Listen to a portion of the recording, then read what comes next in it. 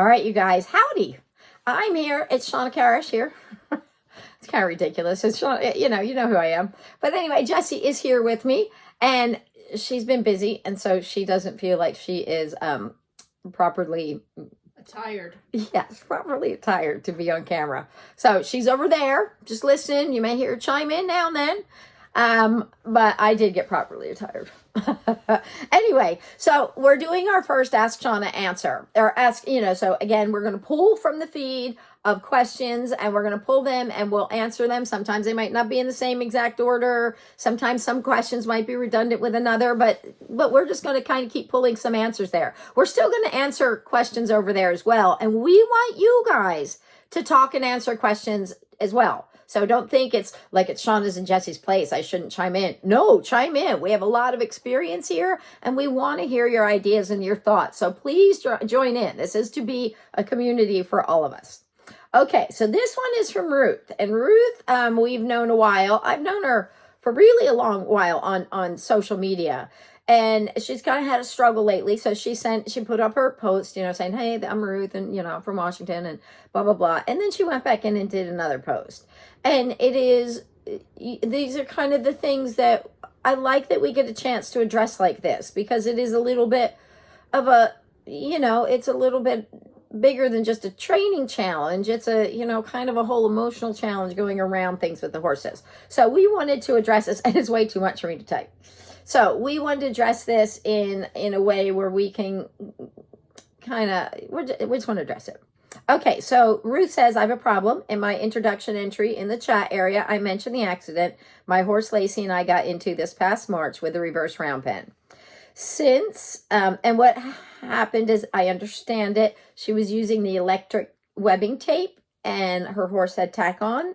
And I think the piece of the tack got caught on the tape, and as she tried to get it undone, her hand got in there, and her hand, it wasn't giving because it's the electric tape and it's strong and reinforced. And it created a really, really bad break. I mean, not just a break. I think it kind of sounds like it crushed it. So that's a little background for you guys. I got into this past March with the reverse round pen. Since then, I have changed the design and used comb bars made of PVC pipes. It works well and is safe. Only thing is, my horse was very scared of the comb bars if any got knocked into. So I spent considerable time and many sessions doing slow desensitization to all the new equipment and the potential knocking over cones and dropping bars. Lacey seemed to tolerate these desensitization exercises, and I thought she was pretty much over her fears after months of doing things like after she'd had her exercise session at Liberty around the pen. She got groomed and saddled, and then we would walk around the pen with her on a 15-foot lead rope. As we go along, I drop the cone bars and then knock down the cones one at a time, clicking and rewarding for not overreacting. A couple of days ago, we were doing the same exercise, and she spooked hard and fast, pulled the rope away from me, blasted through the gate, hot rope entrance to the runway that leads to the barn at full gallop. During the runaway, the saddle rolled under her belly. Then I finally caught up to her, and she had gone over a 4-foot-high, no climb fence, and a horse fence, into a little paddock. The saddle under her belly, and one hind foot was through the stirrup. Luckily, my husband was home, and together we got her sorted, saddle off, and fences fixed. She hadn't really cleared the fence. She had more like rolled over it, plowed into it, or something. Her legs are all swollen, so she obviously needs a lot of rest to recuperate from the accident. I thankfully didn't get hurt. Yes, thank goodness. Thank God, really, that you didn't, and we appreciate that. She's 6, turning 7 next spring. Trained with primarily positive reinforcement. Response to cues at Liberty is very good. Response to halter pressure is poor. She seems to lose her mind now after that first accident, and now it's happened a second time. Her getting scared with tack on and running amok. I'm really not sure how to proceed. She hasn't had a lot of escalating pressure in her training. Also, after the accident in the spring where I got hurt, I lost a lot of function in my left hand. I'm located in Winlock, Washington, and if I thought there was a trainer around who wouldn't abuse her in their efforts to make her do or else, I would send her out. I've so carefully worked with her in Alima just kind of reminding everybody, least intrusive, minimally aversive manner. Unfortunately, I'm aging out of the accident in the spring, sent me into a downward spiral in my physical ability. Worked hard to rebuild the muscle to saddle her again, and now 2 mishaps tacked up. Serious mishaps that were traumatic for her and I. I feel that I have failed her. My dreams of a truly willing partnership are just that, dreams, not viable reality. Can we really have safe, willing relationships with horses? On the ground or in the saddle, their nature to flee mindlessly is seriously hard to unlearn. It's their instinct. Sometimes I think maybe a bit of learned helplessness would be better.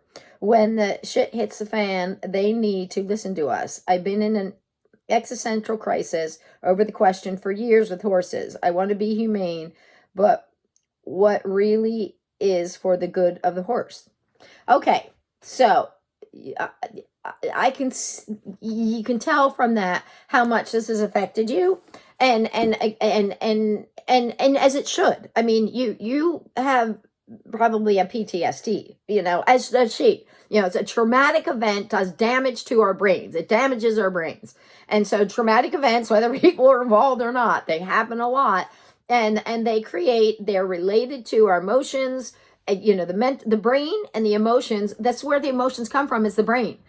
So when we have emotional troubles, it's related to the body and the brain. The body is what's connected to the brain. So all those things are so important, that we have good diet, and we have, all the proper turnout and socialization and exercise, and doing the best we can with all those areas. I know that there's certain areas where you can't necessarily do that. You don't have, you live in Southern California, but you need to come up with the best you can. So I get that. And I'm feeling confident that you've probably met those needs, or are looking at those needs and trying to consider those things, because she may be the kind of horse too that gets rather stoic and internalizes her worry and her concern.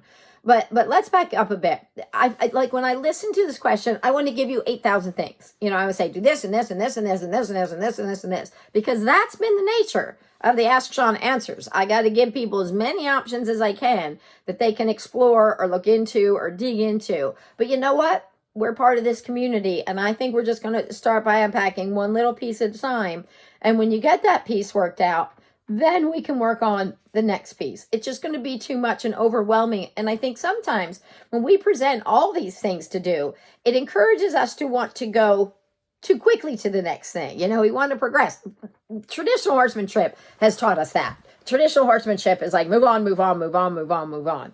And she clearly needs way more time than others, and she may keep it kind of under wraps a little bit and be more stoic and internalizing how she feels and not showing you the precursors. And we also need to keep in mind, she was a Mustang that I'm assuming went through a collection process. And so, I'm imagining she's not born to another Mustang in captivity, but she was probably collected, which has had that is traumatic for every single one of them. That just, even though some may get over it, move past it, and they do okay with it, really though, that process is a big jolt and a big shock for them, and what they've known and where they've been. So, and really what she's presenting like is somebody who is quite sensitive, and it feels like the equipment seems to be a pretty big trigger. So like you said, on the lead rope, she's not so good. That's just a halter, and yet she's not so good. So I would say that the equipment is a really big trigger for her, bigger. And she may have, in her early days, gone into learned helplessness. They may have put stuff on her and she just thought, I fight. Now I'm not going to fight. I'm just going to abide. But a lot of times what they're doing, when it looks like to the outsider, so somebody who's not recognizing all those little tiny signs of tension. Is that lip a little square? Is that chin a little pointy? Is that, his eyes look a little bigger? Did the head come up an inch? Did the nostrils look extra flare? Is all those little things that traditionally we haven't been taught to look for. But with positive reinforcement, we're very keen on saying, ooh, there's tension just crept in here. But if she learned, and this is a lot of projection because I don't know what she's been through, but this is just what I can kind of read from this end or assume from this end or want you to check or to think about from looking at her or talking about her. But if she learned in the early days to go into learned helplessness, then she, because of the collection process and then probably getting a halter on her quick or getting her through a chute or whatever, roping them, whatever they're doing to get her particular, band caught, rounded up, that she may have just shut down in that process. She may have fought, and then just shut down and went into learned helplessness. So what makes that tricky is when she starts to feel those pieces and those triggers, she may go into what looks like I'm fine when she's not fine. Her head, she's learned I can't fight. The fighting doesn't work. So I'm not going to overtly show you how I feel. Instead, I'm just going to keep it all together, keep it together. So I cannot deal with it. And that's kind of the horse who bolts out of nowhere. It's not really out of nowhere. Something was a trigger in there that started this trigger stacking. But so I imagine that somewhere in there, she is kind of on the outside, maybe looking like she's okay. And maybe she's learned that, in her processes. So what you need to do, this makes it a little trickier because you need to think, I'm going to assume you're not okay, and go so slow that there is not a hitch, not a glitch, not a bumble anywhere. So when we're working on the systematic desensitization and counter conditioning, we want to be sure that we want to start under threshold, because once she gets over threshold, then she may be keeping it in, but now the adrenaline starts. Now it's piling up, adrenaline piling up till she just can't handle it. And it results in something bigger than we hoped for or thought seemed like it should happen. It's like us watching a scary movie and the phone rings. It can ring all day long and we don't care. But when we're watching the movie and then it rings and it's just too much and we have a little baby heart attack. So I think that recognizing that if she has a little fumble, a little reaction, and it looks like she gets back to it, do not proceed forward for a couple days until it is no reaction at all from the get-go through the whole thing. And what you want to do is start with her under threshold. So maybe when you get to like 15 feet, you feel like she's going, okay, I'm just paying attention now.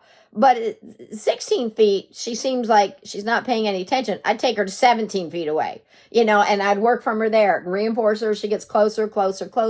If you need to get somebody else to move things around and jiggle things, but realize that moving and jiggling is probably terrifying for her. So while we may feel like we're just keep moving it, it may be trigger stacking through the whole process. I think I would do maybe one little one, and if she could handle it, I'd click and I'd feed and I'd take her away and say, okay, we're going to end there. It's all you have to do. One little thing, we're going to end there. And so take this because you got some recuperation time anyway. And for both of you, because just because you may physically be able to do things at a certain point doesn't mean that emotionally you're ready to. You got trauma in that process too.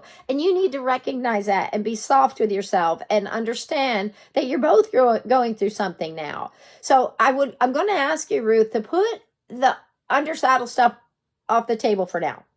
And the reason is I want you to not feel like you're being inside your head without even thinking about it, driving yourself to some agenda of riding and feeling like, you want to get here, you want to get there, because we project that when we feel that, even though we think we're not. I'm good, I'm relaxed, but they feel that. But if you truly can take it off the table for a little bit and think, you know what, for the next 30 days, I'm not going to do that. And I'm going to keep her under threshold, trying not to get her triggered and over threshold. Because if she's just going, it's a lot, and it keeps happening. So knowing that the cone's moving and the stuff falling over is aversive. And it's adrenaline and it's trigger stacking and it's the trauma, it's triggering all the old trauma. So when we keep doing that, we keep triggering the old trauma, which keeps her up, and doesn't let her teach her to self-regulate and bring herself back down. She's going to be startled sometimes. Horses get startled sometimes. But what is important is how they deal with it. We want them, they get startled and then they go, okay, I'm good. All right, I'm back. And you can see that they truly bring themselves back down. We saw that this weekend at a clinic. A horse got startled, but you can see she got startled, but then she's like, okay, I'm back to it. and it was all her. She did it all. But we can't help that reflexive response of being startled. That's going to happen. But what we can help them do is to feel safe enough in the world and have enough reinforcement history with that decompressing, the resettling, the bringing the energy down, the momentum down, the settling, the quiet, and make that more reinforcing. So what we need to do, I think, with her is get to a point where you've got classic conditioning going on. So we need to create where she loves the targets. We'll go to them. If she was in doubt and she got worried, I would like her to go to a Target. Because a Target, remembering all the things that the Target represents, it represents safety. It becomes classically conditioned. And so then it's the endorphins, it's the dopamines, and it results in the oxytocin of the good relationship that's being built and all the good pieces. So we want to have a safe place for her to go, that mentally she can go there. And that is what has been shown over and over again with the horses, where they get with the target when the target has been truly, really conditioned. So I'm going to encourage you to really work on those pieces with her, and work on some of that systematic desensitization, but don't do it every single time. Don't have her deal with the cones every single time. Maybe they're just there and there's no cone bars and you just walk and do something else, or you just walk through them, but don't touch them. Don't even have them move. Let her get used to them and comfortable with them. Maybe have her target them. So if it knocks over, she knocked it over, and she can feel like she's maybe in a little bit of control of it. But don't do the cones and that scary part every single time, or you're going to feel scary to her, because you are going to equal all the things that are terrifying for her. So don't do them every time. Teach some fun stuff, some silly stuff. Lift your leg. And remember, they can recognize a smiling person from a photograph and the same person not smiling, and they choose the smiling person. So if they can detect that from a photograph of people they don't even know, they definitely can detect it when you're feeling that. So when you're feeling your own tension, it's really important that we keep you in a place that's not feeling discouraged and lost and feeling like, or this agenda that you're trying to get to. So really try to enjoy those moments with her. And if it needs to be 3 minutes, I would just do 3 minutes. Do it twice a day, 3 times a day, once every 3 days, whatever you need to do. But when you're there, I would try to take a deep breath and find some joy in it so she can feel that too. So that's where we would like you to start. It's not a lot yet, but we need to help you. We can definitely get her to a different place. She has had some trauma that she's having a hard time letting go of. And I think because she's kept it in, it's kind of gotten bigger, because she hasn't, instead of letting you know how she feels, she's thinking, I got to keep it in. And then she's just thinking, probably in a way, that equipment equals this. Equipment equals this. Because like you said, liberty leading's good. But you know what? Liberty leading, she has a choice and she can leave. Equipment, she feels trapped. I'm assuming. Because I think that probably represents the trapping that happened when she was, when she was rounded up. So I would let that settle down. Let her recognize, do it all liberty, and then introduce just the halter, not attached to anything. But later, only when there is not a glitch anywhere. If you get one little startle, I think we're not ready. You only move to the next teeny tiny step when it is rock solid. She starts good, she ends good. You can see that she's taking deep breaths and she's engaged but soft, not just kind of like, I'm not doing anything. So it's going to be a little bit of a challenge because she keeps it under wraps, but you can do it. So that's what we're going to encourage for the first step. I had something to add. Okay, and Jessie has something to add. She's not going to get a camera because she's scared for you guys to see her hair. I'm just kidding.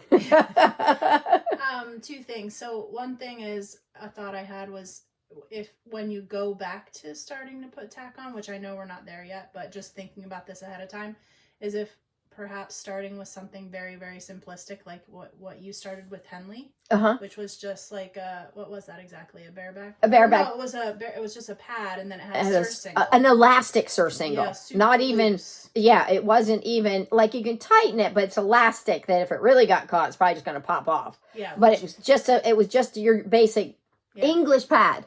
And like Shauna said, we're not there at this point yet. And then the other thing is just reiterating the targeting. Shauna said about making sure she's strong with the target. I think a lot of people think just because their horse can touch the target when they're asked to, that they're strong with the target. But actually, they need to go to the target from a distance. They need to be able to hold on the target and not just for 2 seconds and have duration with those things. So if those things are starting to become really strong and you're teaching a lot of different behaviors and they're switching from thing to thing and getting strong cue discrimination, all those things being strong is going to make her really start to trust you more and more despite what you're doing. And I think this is really important. This is a part of positive reinforcement that a lot of positive reinforcement people don't get, is that it starts changing neural pathways. It really can change the perception of the world. But it's not, when we first start, it is operational. We're saying, I want you to do this and I want you to do that. And it is with the repetition, and it's going to be different for everybody, that emotions start to change. Deep inside their head starts to change. Pretty soon they just like you and trust you and feel safe with you, and they don't know why. But so you going slow and rebuilding those pieces, giving it targeting. If you need to go back and, listen to the, something on targeting, or the foundation course, has targeting in it. Go through the foundation course would be a great place to just go back to, because she needs some time to get better, but you both need to heal that emotional state. So I appreciate the things that Jessie said, and bringing it back down and letting her be at liberty first. And when you do put a piece of equipment on, not attached to anything, she can come, she can go. She's not feeling like she has to get out of anything. So that if she needs to, because what happens a lot of times when they panic, when they're not in equipment, they walk away. That's what they do, because they can. And so sometimes when they just meander away nonchalantly, people may feel like that doesn't look like panic, but it can be. That can be their way of saying, I'm choosing not to do this. I cannot handle this. And for somebody like her that kind of keeps it in, as opposed to she only waits to explode when it's too big, I think her thing, she would just walk away. If she keeps walking away, you're like, okay, you're not engaging in this. This isn't comfortable for you. She should be on and near and around the round pen, eventually the reverse round pen, without equipment. When she can do it all without equipment, it can do her thing.